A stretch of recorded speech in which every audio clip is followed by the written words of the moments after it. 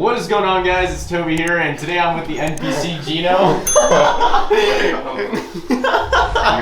Yep, that would be the NPC activity right there. But today we're going to be installing a fuel system on Sally so that she can run on E85. We got to go to AutoZone real quick and pick up some AN wrenches, but this is going to be a crazy install video, and it's going to take us like, I don't know, 8 hours? Yeah, like 9 hours. Maybe a day or two at most. So this is going to be an interesting install. So what else are we going to need at AutoZone? Just the AN wrenches, right? Yeah. Okay, and then that was actually kind of loud. What the heck? What did you just say, Gino? We're gonna eat low beef. Oh my god, bro. But we're hungry as so I think we're gonna get something to eat. I'm barely awake. I need a ghost to get up and do this install. This is gonna be a drag, guys. Like, I mean, Gino here just wouldn't shut up on the phone yesterday. Nah, he was editing a video. What are you talking about? Oh my god. I can't believe Gino just decided to show up at my house at 6 a.m., bro. And he woke me up and like completely came 2 hours early for no reason whatsoever, bro. Bro. Can you get me the... I don't know which one I'm gonna go with. Jesus Christ. I think just the Rainbow Unicorn. Need some juice for this install. Ew, bro's got the purple haze again. Nasty. So we're headed to AutoZone now. We're gonna get our AN wrenches. I kind of woke up from that bang. What about you, Gino? You feeling more awake now? I've been awake, boy. Yeah, well, I haven't. But that 535i, is that? Or is that a 335i? That's a 335i. That is super clean. It's got a Texas plate. You know he's fast. Oh, yeah. Gino whipping the Camaro? What? So what do you think of it so far? I'm gonna let into a poll real soon, but 20 times faster than my FRS at quarter throttle. the FRZ, right? Yeah. We're pulling up at AutoZone now. All right, so this is Gino's first pull in the Camaro. Did you smack the red line? Dude, this car does not stop very well with these brakes at all. What happened? Did you miss in an automatic? Bro, why? It lags. It lags. No, not even that. Like the red line is before the red mark on the. Oh, really? Yeah. What did it red line at? I don't know. It was like slightly before 6.5. Like 6,400? Yeah, I don't know. Maybe I'm just bugging, but yeah, you're right. There is like. Just got back to the apartment, but we ended up going to 2 different auto stores looking for those AN wrenches, and Harbor Freight told us that they had it, but when we got there, they were like, no, we don't have those. So kind of a flop. They wasted our time, and Mr. Gino got really upset with the person working there, but it is what it is, I guess. Bro, how many tools do you have in this car? Let's see. This is just the trunk. Most of them are. It's not even that bad. Oh, rip. Look. What? Caved it in? Yeah. Thank you, Mr. Gino. So we're just gonna unload everything, get everything set up for the job, get the car on jack stands, and get going with this fuel system install. First step here with this fuel system install is to get the car off the ground, because we are going to have to access the fuel lines. The fuel lines run underneath the driver's side of the car, so that's why I'm jacking it up and everything. So I'm just gonna get this side up as well, and then we'll get cracking on taking apart like the covers for the fuel lines underneath the car. So fair warning here, we do have the car jacked up, we got the hood popped, I took everything out, and we got the back seats removed, but this install is gonna be a fat one. It's from Arcane Performance, this whole E85 fuel system. So you have your fuel lines, you have some wiring right there, you have a new fuel filter that replaces the OEM one. You have 2 new fuel pumps. I think these are good for like 900 wheel. And then you also have a new regulator. So I don't know where that is. Oh, it's actually in this box right here. But this install is about to be fat, boys. I've already shown this process in previous videos, but what I'm doing right here is relieving fuel pressure. So I'm gonna unplug the fuel pump and then run the car out of gas. This is your OEM fuel pump right there. So I'm gonna run the car out of gas right now. You unplug this first, then you crank up the car and just let it run out. It'll sound like it's cammed for a second. It'll be like brum, brum, brum. And that's just relieving fuel pressure. Just gonna remove the fuel hat, get out of there. I have a cut on my finger, so it stings like crazy. All right, you guys probably can't see crap, but this is the OEM fuel hat. Not trying to spill fuel everywhere. That man Toby bleeding everywhere, Jesus. Gino, you might have to grab this. It's full of 93. 93 in the wound. A little 93 in the wound. Yeah, it stings really bad. Keeps the doctor away. We have to keep this back seat up because we don't want debris in the fuel tank. So since that OEM fuel hat is now out, we're gonna go ahead and assemble the new one with the new pumps. So I'm pretty sure these are like Hellcat pumps that come in the Hellcat, and there are 2 of them.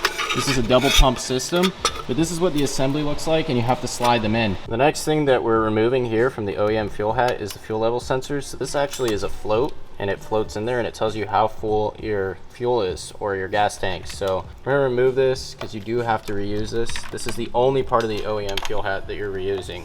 Right now we're setting up the OEM fuel level sensor to the new one. So we got to cut off that, which is pretty sketchy because I'm not good with electrical stuff and I don't trust that at all. So thank God we have Gino here, who is a certified electrician. And then those are male connectors, right?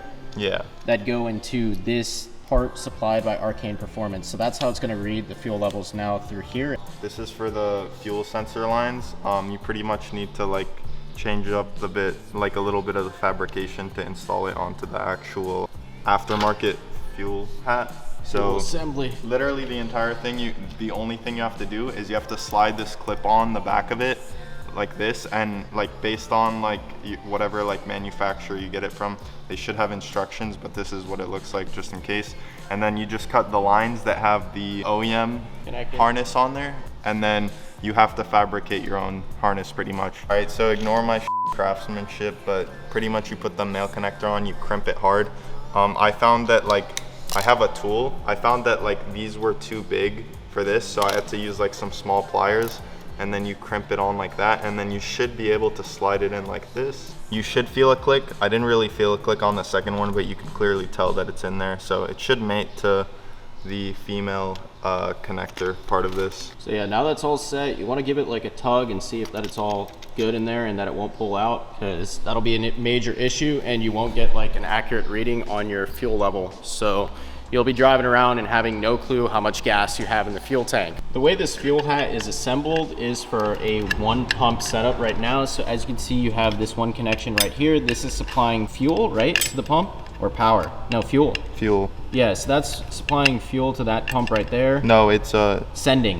The pump sends the fuel up to the fuel hat. Okay, yeah. And then it's gonna come out here and it's gonna send it through the line. Okay, so we need to get this side done because it's only set up for one side, so we're taking it apart. The kit does come with another, what would you call that, Gino? Yeah, like a fitting to send the fuel. So yeah, so you can attach the pump to here, and then this just attaches to the top hat. Yeah, so basically those two go on like that, and then you connect the pumps like this from there, and that's what's going to shoot all that fuel up to the lines that is then going to carry that to the motor. We went ahead and disassembled the whole thing, but you don't have to. You can just twist it right here with an Allen key, right? Yeah, I think it's a 4 mil. Yeah, it'll just, oh wait, a 4 mil? So it'll take away like a bunch of time. And basically, yeah, now we have these two lines right here that go to the two fuel pumps, and we'll just put this all back together and get the fuel pumps on there. Last steps to getting this fuel assembly done. Tightening up this bolt, and then on the back for the fuel level sensor. This is what happens when you wake up too early. I think we might need to readjust this. Do you know where this goes? Or is this like the one that splices in the new setup that they put in there? I think you just you screw it to something. So currently we're trying to figure out like the whole new wiring for this new fuel system. It's kind of complex, but they do have a diagram which we'll show in just a second. So there's actually like a QR code that's included with a piece of paper, and it gives you instructions to everything, but here's the wiring diagram. It's kind of hard to understand, but we're slowly going and trying to figure it out. We're installing the integrated fuel pressure regulator. So the first step to doing this is first removing this cover. You install the fuel pressure regulator specific fixture, and then once you install that and you tighten it decently enough, then you can proceed by inserting this piece. Make sure that the garment lays flush. Hold the middle down. It's like a ball bearing on that. Place the spring on, and then this piece goes upside down, like an upside down hat on there. And then finally place this on. We've been going at this for a while now, and we're finally getting this built-in regulator all finished up. But we went and had lunch. We had to go to Advanced Auto Parts to get that, what is that, the Imperial wrench, because it does not fit anything else like Gino previously. Oh yeah, Imperial Allen key. Isn't it technically an Allen wrench? So right now we're sorting out the fuel level. I think it's the sensor, and I'm crimping this down with an eyelet. So that should be good. Yeah, that's perfect. And then this is gonna go right here on the fuel level power. It's actually denoted right here with like a power looking sign. So they go on right here. So we're actually trying to figure out where this goes. And Gino says it's red to red. I don't know if I believe that. Can you shine the light right there? Yeah, so I don't know if it's red to red, but I'm gonna take his word for it. What do you think? Bro, like when you install like head units, you just do like the closest color if it doesn't match up exactly. So update, you don't want to use those regular bolts because they'll actually conduct electricity. So you want to use this special type right here. And I way over tightened that one. Jesus Christ, bro. Once again, we're creating the ground wire, but we're using a flame to mount the rubberized like insulator onto the actual wire. Pretty cool stuff out here. You'd think it would be destructive, but you're actually venting any sort of spark that would cause a fire. So we're dropping in the fuel hat now, the new one, and gotta shimmy it around. Ooh, okay. I'm gonna be careful about bending this fuel level sensor, because if you do that, it won't read properly. So it's all about finessing this thing in real slowly. We got the new fuel hat in. I'm gonna try and get the retainer in, but I have no leverage. So you're gonna have to kick this, Gino. Go. There you go. That is not a good sound. That's how they lock in, dude. So right now I'm setting up the grounds from the aftermarket fuel hat because the instructions said to do so. What I'm using is the bolts basically from the OEM control module for the fuel hat, and then I'm just tightening it down if this freaking bolt will catch. And then this side will go on the other side. Holy crap, I almost just dropped that ratchet. To conclude all this wiring and all that type of stuff, we're going through the right-hand side, the passenger side, through the firewall at the front, and then it's gonna go to like some of the battery terminals or something like that. I'm not entirely sure. We're gonna figure out as we go. This is like a huge learning experience, but right now we're removing the trim pieces within the inside and then just like squeezing that power line all the way to the front. I think that's good enough for a glute spread, bro. Bro. So we just finished up with the wiring for the most part, and now we just have to do this part, which I've already started up with like cutting it out, and then you use the same little thingy right here to tap into the battery power, and the fuel system should be all set and powered up. Right now we're working on assembling the feed and return lines. So on this Whipple, you actually have this right here, which basically you have to undo. It sits behind the Whipple rail, which is the dark rail right here. I gotta shine some light on it so you guys can see better. But basically, you detach that on the end right there. As you can see, it came right off. And then you start to assemble the feed line. You gotta make a second bang run. So we've had like, I don't know, 600 milligrams of caffeine. And we're now up, it's like 2 o'clock? No, what time is it? It's like 12 a.m., right? 12. I thought it was a lot later, but we're getting started with this regulator right here. We are mashing it up with the AN fittings, and then we're gonna connect that to the other line that we already have going down here. So we set this up previously. That's what we have right here. So we're gonna cut it and then put that regulator on there and then get the feed line attached to the Whipple rails. Are you cutting that, Gino? Right here. So how are you doing like the calculation of the extra fuel line that you're gonna need? You're just winging it? Nah, I mean, I'm just like... Are you basing it off of what that guy did on the forum? Yeah, so like the reason he cut it here is because like there's like a bracket under there that's like easy to zip tie to, because like you don't want the line to be zip tied to a brake line. Like, okay. In case like something like tugs on it. Interesting, like, very interesting. So it's the forum science kicking in. Yeah, the bro tuner knowledge. Just cut that up with like his garden hose. So he stole this from his mom. I mean, not a garden hose, freaking garden snippers or whatever, leaf cutters. And it frayed like crazy, but it shouldn't be a problem. I don't know about that, but we're gonna try and get the AN fitting on now. How's that one looking? Almost perfect. Almost still wrenching? Honestly, let's see how it looks. It should be good, I think. So that's the filter, right? Yeah, wait, so can you, after this, like we just zip tie and we threw it, go to the engine bay and then we attach the regulator and then to the Yeah, but lines. we have to split it, remember with that splitter thing? So then this... I should go assemble that while you do this. Okay, so this zip tie through to the engine bay, regulator, then splitter, and then both fuel. Yeah. Okay. You can see Gino is zip tying a bunch of the fuel line right there, and then we're gonna take that fuel filter and zip tie it somewhere up here, right? Like there's a bracket, the white bracket. Yeah, you're gonna, well, yeah, like right there? It'll end up being zip tied here. Oh yeah, that's sick. So these are your factory lines that are running right here. I think one of them is a brake line. I'm not entirely sure. Nah, these two are brake line. This oh, is those fuel. two? Yeah. That's a fuel line? Yeah, because you have two rear brakes and then the one fuel line. Are you gonna do another one at the top? Like near the top? Here? Hold it?